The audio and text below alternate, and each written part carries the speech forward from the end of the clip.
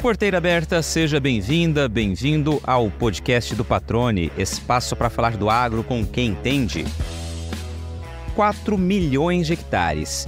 Este é o tamanho estimado da área com aptidão para a agricultura irrigada em Mato Grosso. O terreno é muito superior ao utilizado atualmente no estado, algo em torno de 205 mil hectares, segundo a Associação dos Produtores de Feijão, Pulses, Cultivos Especiais e Irrigantes, a APROFIR. Para transformar este potencial em realidade, o governo do estado, entidades do setor produtivo e um grupo robusto de pesquisadores das universidades federais de Viçosa, do Rio de Janeiro e da Universidade de Nebraska, nos Estados Unidos, unem forças num trabalho conjunto que visa garantir a expansão ordenada e sustentável da irrigação, levantando informações técnicas e científicas que vão ajudar a guiar este avanço. Ele adora café, mas não passa um dia sem tomar o chá das 5. Filho e neto de ingleses, o Christopher Neal nasceu e cresceu no Brasil. Quando formou-se engenheiro civil, direcionou o foco para o agro. Fez mestrado e doutorado em engenharia e irrigação nos Estados Unidos. Seguiu carreira acadêmica na Universidade de Nebraska, no estado que tem a maior área irrigada naquele país. Com mais de 100 mil poços perfurados para abastecer a agricultura, o local é exemplo de gestão dos recursos hídricos, com um modelo de governança que pode servir como referência para regiões com um potencial de ampliar a irrigação, como é o caso de Mato Grosso. Assunto do nosso bate-papo com Christopher, que hoje é diretor de pesquisa do Water for Food, instituto criado com a missão de garantir a segurança hídrica e alimentar no planeta. Professor Christopher Neal, que satisfação recebê-lo aqui no podcast, aproveitando a sua visita aqui a Mato Grosso, para falar sobre um tema que o senhor conhece muito, que é agricultura irrigada, e não podia perder essa oportunidade de também convidá-lo, Felizmente o senhor aceitou participar aqui desse bate-papo. Seja bem-vindo ao podcast do Patrone, é uma honra recebê-lo e entrevistá-lo aqui. Como é que o senhor está? Tudo bem, Luiz, muito obrigado pelo convite. Me dá muita satisfação estar no Brasil, porque eu nasci nesse país, e poder contribuir, espero, o crescimento da agricultura irrigada. Maravilha. O nome do senhor, eu reduzi aqui, Christopher Neal, mas o nome completo é? Uau! Christopher Michael Usher Neal. Pois é, e é brasileiro. Agora vamos entender essa história. O senhor nasceu no Brasil, mas claro, a família é de origem inglesa. Correto. O meu avô veio para o Brasil antes da Segunda Guerra. Ele veio ser o chefe da igreja anglicana aqui no Brasil, a igreja da Inglaterra, Meu pai tinha 7 anos de idade. Depois meu pai participou da Segunda Guerra. E depois da Segunda Guerra voltou em 47 e fez a vida aqui.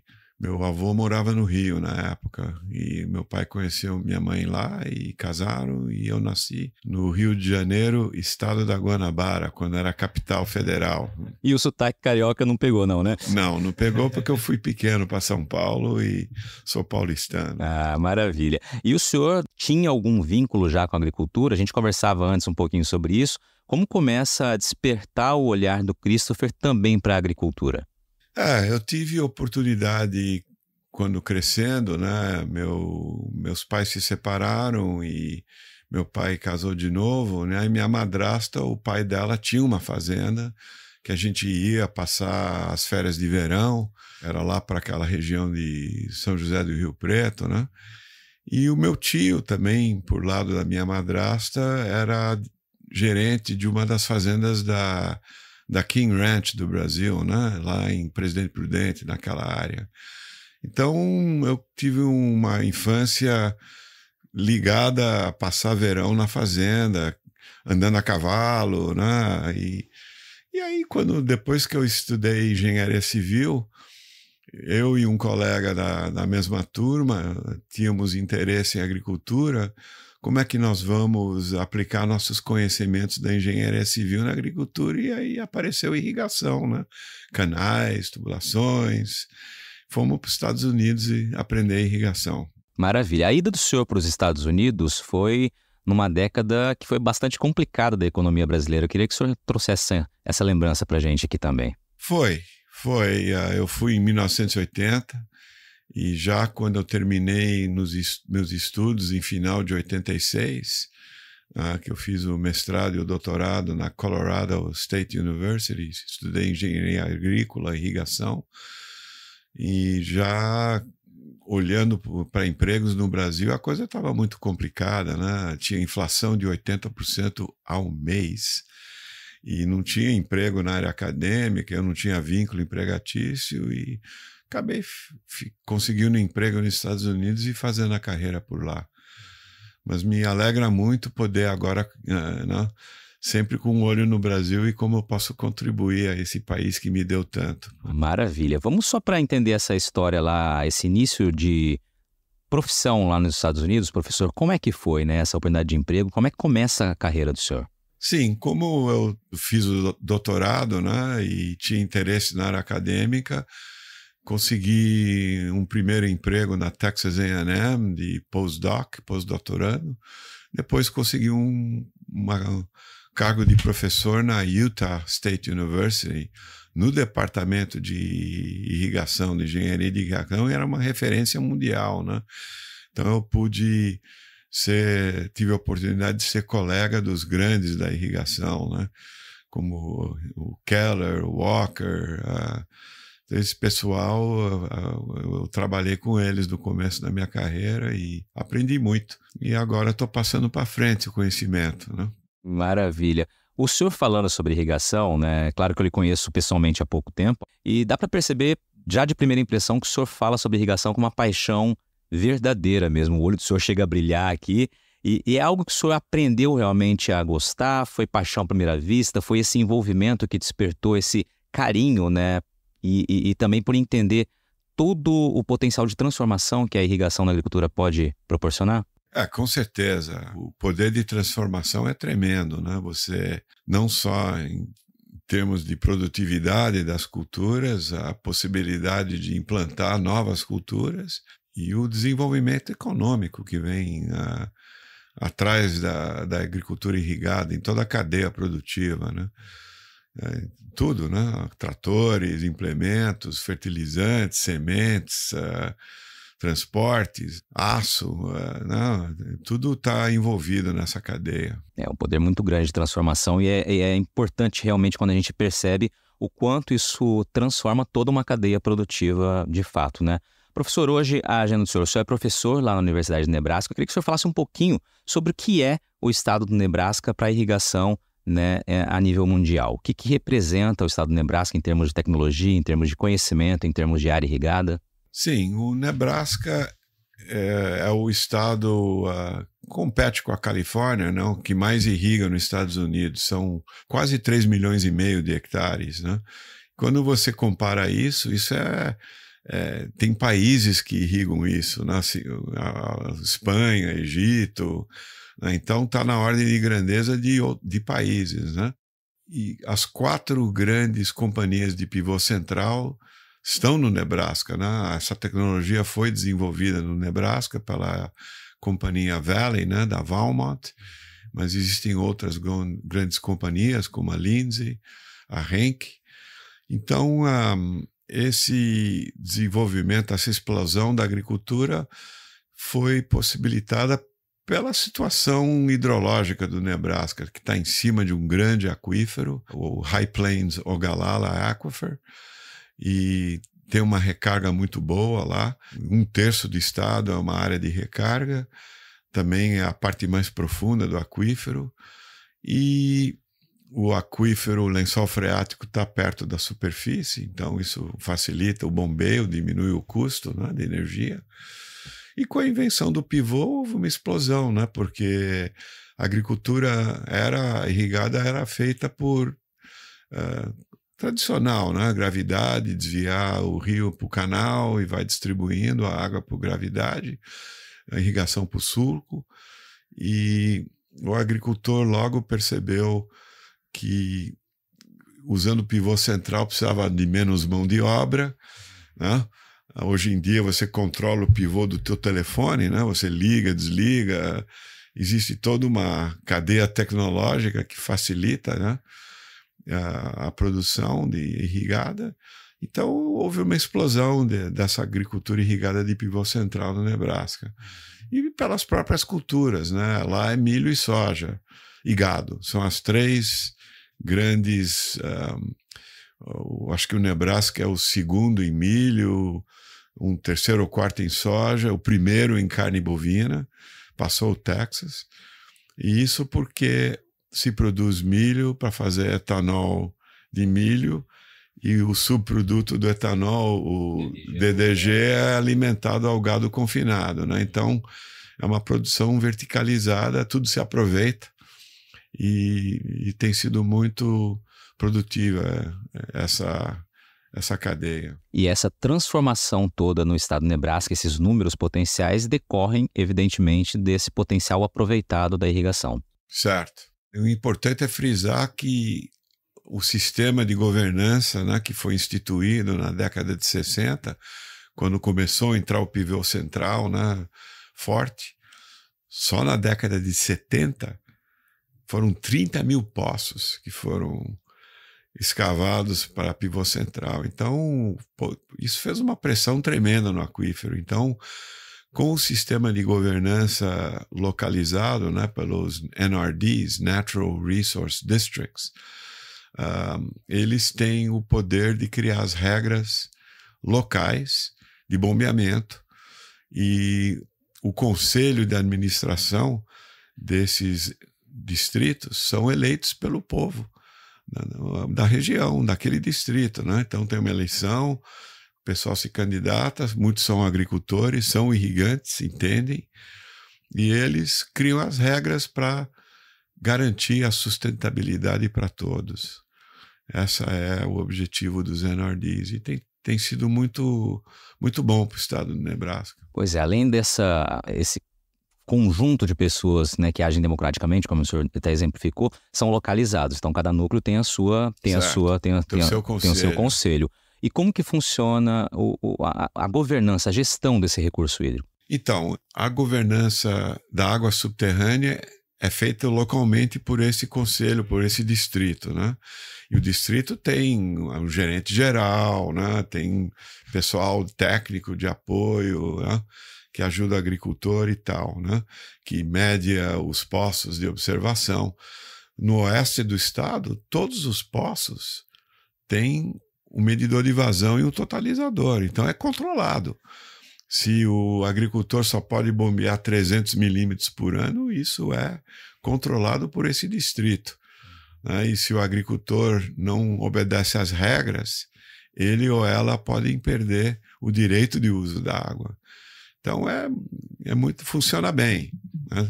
Porque o agricultor ele vê que as regras são para todos, né? E que as informações são transparentes, né? Você pode entrar online e olhar o mapa do lençol freático e ver se ele subiu ou desceu desde o ano passado, né? As informações são todas online, todo mundo pode ver. E são essas informações que o conselho usa para tomar as decisões. Opa, né? Abaixou, teve uma seca de 1 ano, abaixou 3 metros, vamos botar o sinal de alerta. Se tem mais 1 ano de seca e abaixa mais ainda, eles podem vamos instituir regras de limite de bombeamento para o ano que vem, para poder recuperar o aquífero. Então, tudo isso é uma administração em tempo real, baseado no clima e nas condições do aquífero. Perfeito. E assim, é um exemplo que decorre justamente de um problema que aconteceu no passado, quando houve uma pressão muito grande. O senhor até mencionou isso, 30 mil poços, né, de uma maneira imediata. E claro, aí todo mundo aprende a importância de fazer esse manejamento, esse manejo correto, com base em informações concretas ali. Como o senhor disse, uma gestão praticamente em tempo real. Sim, inclusive, quando houve aquela explosão, em alguns lugares do estado, o lençol freático abaixou de 15 a 25 metros, né? E depois que instituíram essa governança local e as regras, o aquífero recuperou. Se você olha o mapa do aquífero agora no Nebraska e compara ele como ele era antes dessa explosão da irrigação, na maior parte do estado ele está estável. Só em 2 regiões que ainda ele está problemático, né? 2 regiões pequenas no oeste, onde a precipitação é menor, a recarga é menor e tal. A gente está chegando numa época de muita movimentação no campo, com os preparativos para o cultivo de uma nova safra de soja. E nessa hora, você sabe que poder contar com uma empresa que tem a semente disponível mais perto da fazenda é uma mão na roda, né? Afinal, se a semente chega na propriedade muito tempo antes do plantio, há risco de perda da qualidade. E se chega depois, é a janela ideal da semeadura que fica prejudicada. Pensando em eficiência, a Agrosol Sementes tem 2 unidades em regiões estratégicas para a distribuição de suas sementes em Mato Grosso. Uma na BR-070 em Campo Verde, junto à unidade de produção, e outra no moderno centro de armazenagem, tratamento e distribuição na BR-163, entre Sorriso e Lucas do Rio Verde. Juntas, estas 2 unidades possuem capacidade de armazenar sementes para o cultivo de 670 mil hectares de soja. Para a Agrosol, estar mais perto de quem produz é sinônimo de agilidade e segurança na entrega e, claro, cuidado com o produto. É garantia de sucesso para o cliente. Para informações, entre em contato com a Agrosol pelo telefone 66-2123-5201 ou acesse o site agrosolsementes.com.br e busque o atendimento personalizado diretamente com o representante mais próximo de você. Perfeito. Professor, e aí lá na universidade o senhor é professor de que departamento? Como que funciona lá? Eu sou professor do Departamento de Engenharia de Biosistemas, mas eu já não dou mais aula. Eu sou diretor de pesquisa do Water for Food Global Institute. Mas foram anos ali na academia. Sim, porque quando eu estava em Utah, eu era professor, dava aula de irrigação, né, de manejo, de projeto, essas coisas todas, né? Uhum. E o Instituto, ele tem origem quando? Vamos falar um pouquinho do trabalho do Instituto. O Instituto foi fundado em 2010 com uma doação muito generosa da Fundação Dougherty, do Nebraska, e Robert B. Dougherty, ele era o presidente da Valmont, a companhia que inventou os pivôs, né? Ele doou muitos bilhões de dólares para a formação do Instituto com essa missão. E a gente trabalha com toda a indústria.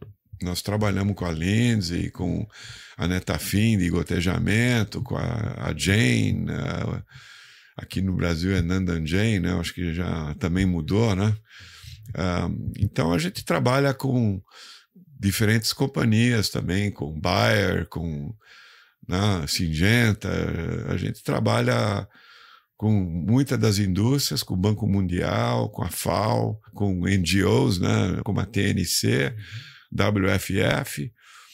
Então, a gente, com essas parcerias em diferentes lugares do mundo, a gente pode aumentar o nosso escopo, né, o nosso impacto, né, porque somos um instituto pequeno, né? Temos mais ou menos 27 pessoas de staff fixo, mas temos mais de 120 professores e pessoas em volta do mundo que trabalham diretamente com a gente. E como que é feito esse trabalho, né? Você falou da missão de vocês. Qual é a missão e, de fato, como que é na prática esse trabalho? A missão é segurança hídrica e alimentar, né? Vamos produzir mais alimentos com menos pressão nos recursos hídricos, né?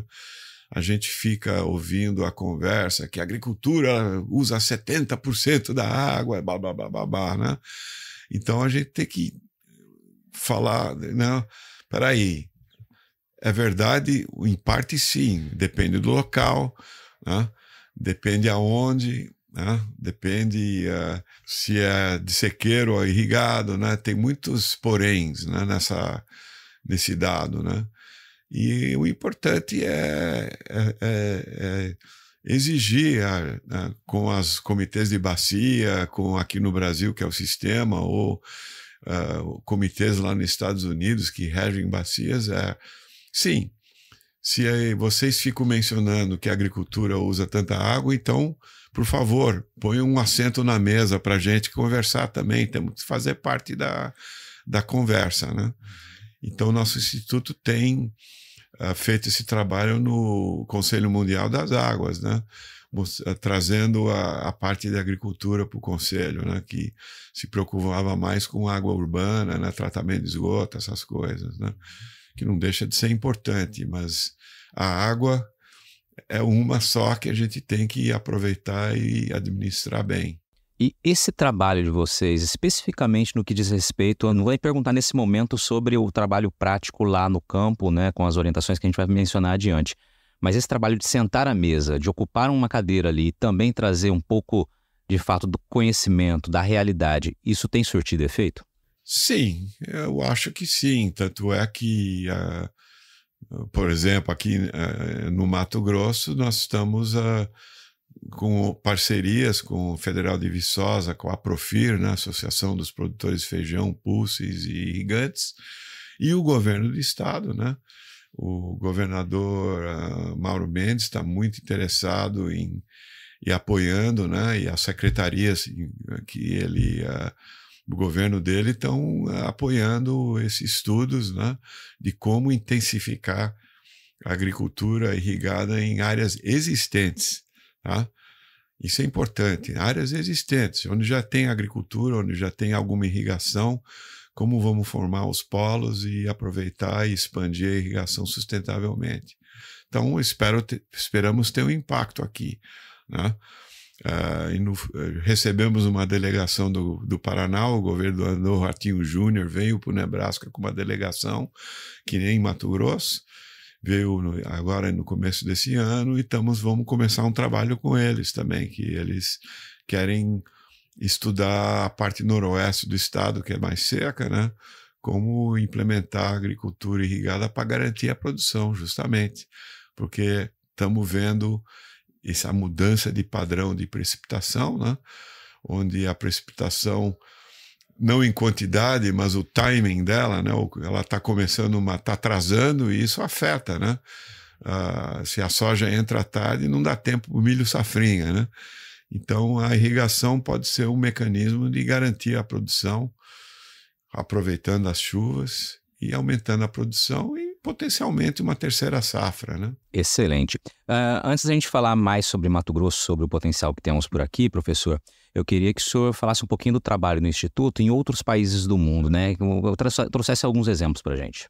Então, por exemplo, na África subsaariana, temos um projeto, o diretor de políticas do Instituto, Nick Brozovic, trabalhando com pequenos agricultores, a agricultura familiar, né, de como melhorar suas práticas de armazenar água ou bombear com pequenas bombas em cisternas, né, e aumentar a produção deles, inclusive produzir alimentos mais nutritivos, né, verduras, né, frutas e tal. Então, esse é um trabalho que temos em vários países lá, um exemplo. Já trabalhamos na Índia também com monitoramento de secas e como isso impacta a irrigação. Na Tanzânia temos um projeto onde estamos avaliando o uso de pivô central, né, que é um equipamento que tipicamente é usado por um agricultor, como nós podemos usá-lo para pequenos agricultores produzirem embaixo de um pivô em coordenação, né, e aproveitando a tecnologia para várias famílias, né? Estamos fazendo um estudo lá e isso é uma coisa que tem um potencial aqui no Brasil também, né? Com os pequenos agricultores, né? Como usar a tecnologia também em benefício deles. É um trabalho de identificação dos potenciais, de implementação desses modelos e também de incentivar ali a extensão também, ou seja, a orientação de como realizar, como Sim, aproveitar? Isso é muito importante, sabe? Eu acho que é importante a educação, a extensão rural. Nos Estados Unidos tem todo um sistema, a extensão rural é ligada às universidades agrícolas, né? Então, cada estado tem o seu serviço de extensão, que é parcialmente financiado pelo governo federal, parcialmente pelo Estado, mas reside dentro da universidade agrícola. Então, tem professor de extensão e tem técnicos de extensão tem diferentes partes do estado onde existem fazendas experimentais ou escritórios de extensão, e o agricultor, então, aprende com esses extensionistas como manejar a irrigação ou fazer produção de milho. Não é só a irrigação, é tudo, né? Toda a produção, como adubar, como evitar erva daninha, né? Tudo isso eles aprendem com a extensão. Mas também, quando surge um problema no campo, esse problema, então, é identificado pelo serviço de extensão e volta para a universidade fazer a pesquisa para resolver o problema. Então, esse sistema tem funcionado muito bem. Aqui a realidade é outra, né? Mas eu acho que com o desenvolvimento desses polos de irrigação é uma oportunidade também de desenvolver a parte educativa. Pessoal, vamos ensinar como aproveitar essa tecnologia e usá-la bem, né, ensinando o agricultor como manejar a irrigação, como aproveitar a chuva ao máximo, como adubar, né, e como produzir para a máxima otimização de todos os recursos. Excelente. O senhor tem ideia aproximada, professor? Jornalista sempre gosta de perguntar número, né? De quantos hectares aí vocês já ajudaram a transformar o Instituto no mundo? Não tenho esse número na minha cabeça, né? Mas nós temos um conselho, né, que tem representantes da iniciativa privada, de presidentes das universidades, e o que eles querem ver que o nosso instituto faça é ter impacto. Impact on the ground, eles dizem, né? Eles querem que a gente tenha impacto real, mudando a vida do agricultor, seja pequeno ou grande, e podemos mostrar depois que contribuímos para o aumento da produção e a melhoria das condições de vida. Excelente. Eu não mencionei aqui, mas o Instituto ele é ligado diretamente à universidade, né? Certo. É isso, né? Faz parte da universidade, né? É um braço, é um braço ali da Universidade de Nebraska? É um braço da Universidade de Nebraska, exatamente. Você está ouvindo o podcast do Patrone. Agroinformação com quem entende. E aí, professor, vamos trazer um pouquinho de informação agora sobre os nossos potenciais aqui no Brasil, em especial Mato Grosso, né? O senhor já mencionou a parceria que existe entre a Universidade de Nebraska, né, o Instituto, a Aprofira, que a Universidade Federal de Viçosa e o próprio governo do estado, justamente para entender como a gente pode expandir a nossa utilização da irrigação, da agricultura irrigada, onde já existe. Citou os polos, né? Eu queria que o senhor trouxesse um diagnóstico de qual é a nossa realidade aqui hoje, né? Vou trazer o número aqui inicial, a gente tem algo em torno de 205 mil hectares já de agricultura irrigada, de áreas irrigadas aqui em Mato Grosso, segundo a própria Aprofir, mas o potencial, por pesquisas, já indica que é muito maior. Eu queria que você trouxesse um pouquinho desse raio-x para a gente. Sim, o potencial é tremendo, né? Houve um estudo da ANA com o Ministério da Agricultura, onde analisaram o potencial de irrigação no Brasil inteiro. Então, outros estados também. Em Mato Grosso, o potencial é 4 milhões de hectares. Agora só tem 200 mil. Tá? Então, imagina o potencial aí de crescimento.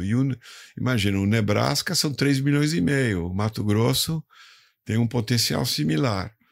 E no Nebraska, isso traz 23 bilhões de dólares ao PIB do Nebraska, a agricultura. É muito importante. Tá? E é um estado muito similar em termos da cadeia produtiva ao Mato Grosso, né? Carne bovina, milho e soja, né? Então, o potencial é tremendo aqui. Todo mundo reconhece, na área do agro, reconhece isso. E o importante é fazê-lo de uma maneira que, né, seja ordenada e sustentável, né? Para que não acabe, de repente, por falta de governança, né?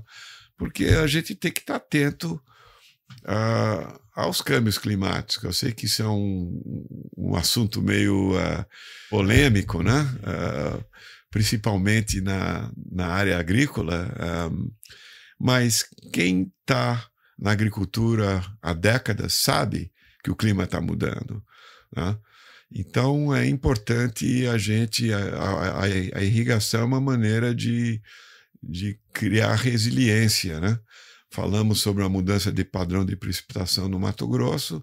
Se você implementa irrigação, você pelo menos pode produzir bem parte da tua propriedade e garantir a produção, produzir mais, né? E continuar, né?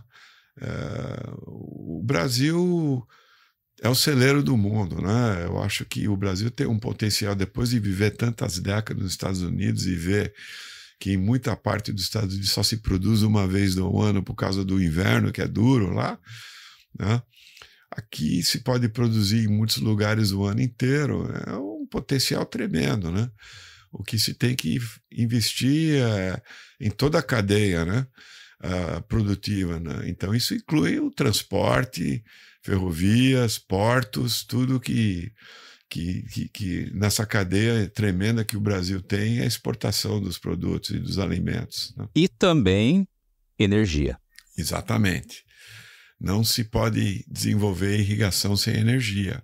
Veja bem, no Nebraska, o investimento, essa explosão que eu falei, né, agora são quase 100 mil poços, né, irrigando, essa explosão foi toda da iniciativa privada. É o agricultor que foi buscar no banco um empréstimo para comprar um pivô, cavar o poço e tal. Mas o governo eletrificou.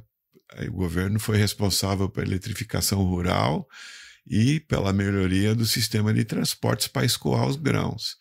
Então isso é muito importante, né?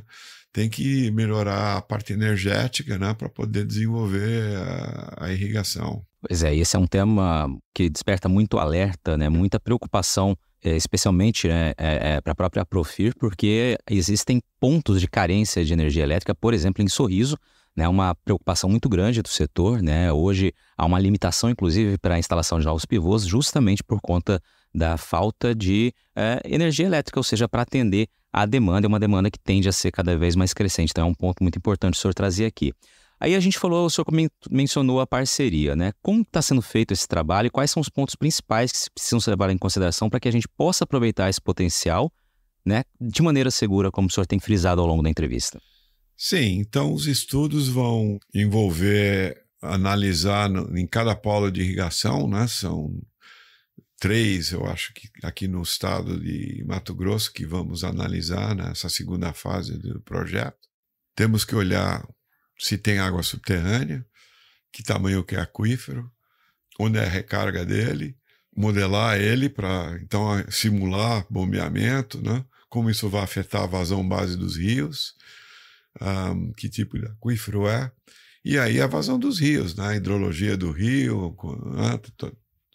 Tudo isso depende de monitoramento e medição. Inclusive, isso é uma parte importante. Depois dos estudos, e vamos dizer, ok, nesse polo aqui dá para aumentar, né, em 700 mil hectares, né, a irrigação nessa área aqui sustentavelmente. Mas importante é monitorar.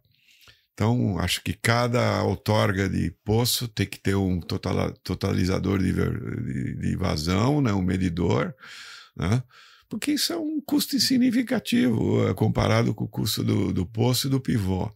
Não, mas é um dado importante. Inclusive lá no Nebraska, né, houve resistência, mas agora o agricultor usa o medidor de vazão para poder manejar o pivô melhor, né? Porque ele sabe quanto que está aplicando, né? E quanto tem que aplicar de lâmina. Então isso é uma parte.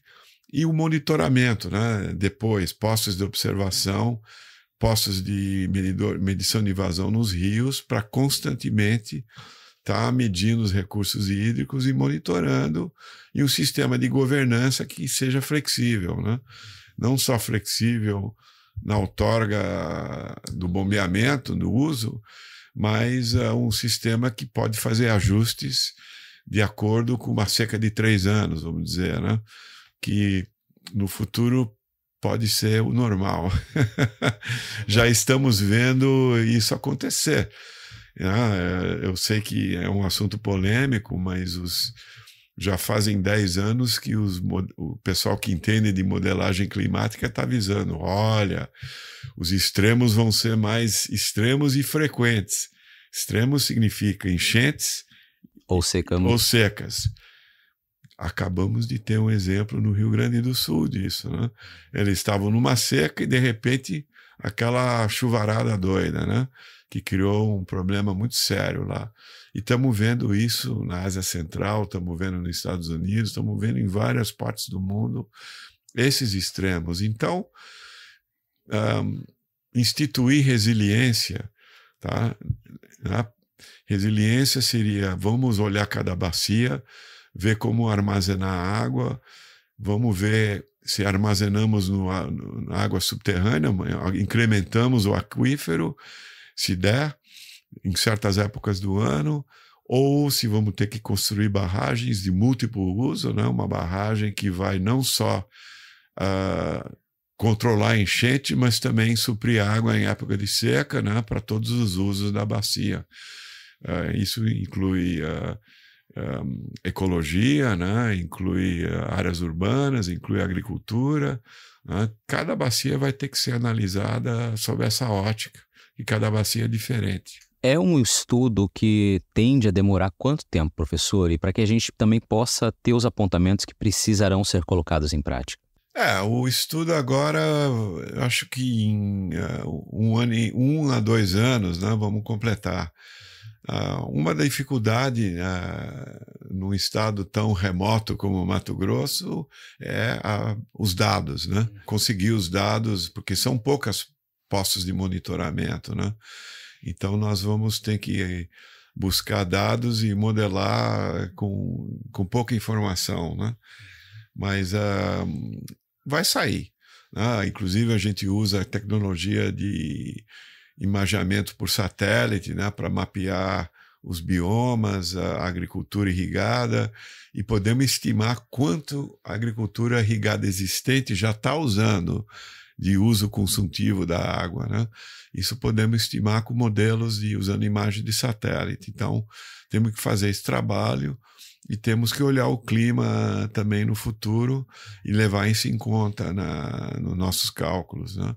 Eu diria que de 1 a 2 anos está saindo os resultados, e com agora o desenvolvimento do polo, de repente podemos também participar na educação do pessoal do polo, né? Então o governo vai ter que trabalhar na área da governança, né? Tem que adaptar as leis existentes, né, para permitir a governança nos polos dentro daquela realidade dos comitês de bacias, né? De alguma forma temos que ter algo alternativo dentro daquele sistema, mas algo local, né? Quanto tempo foi o processo de implementação dessas medidas, desse olhar lá em Nebraska? Boa pergunta. Eu acho que foi no começo da década de 60, quando já se começou a ver a introdução do pivô central, começou a discussão, e foi na final da década de 60 que se instituiu a lei pelo Legislativo do Estado. Eles que instituíram a lei de governança de água subterrânea. O Estado continua governando a água superficial, principalmente porque muitos dos rios são transfronteiriços, entram no Nebraska e passam para outro estado, né? Então o Estado rege a água, a outorga das águas superficiais. Mas o Estado, o Departamento de Recursos Naturais do Estado, trabalha com os NRDs. Não é uma parceria. Tá? Eles têm reuniões 2 vezes ao ano, vem todo mundo, junta todo mundo, e eles fazem ver quais os problemas, e o Estado intervém quando existe problema. Aí o Estado pode intervir. Maravilha. Professor, eu vou ter que caminhar para a reta final aqui, porque o horário do senhor, a agenda está apertada, mas a gente ia aproveitar aqui a tua presença.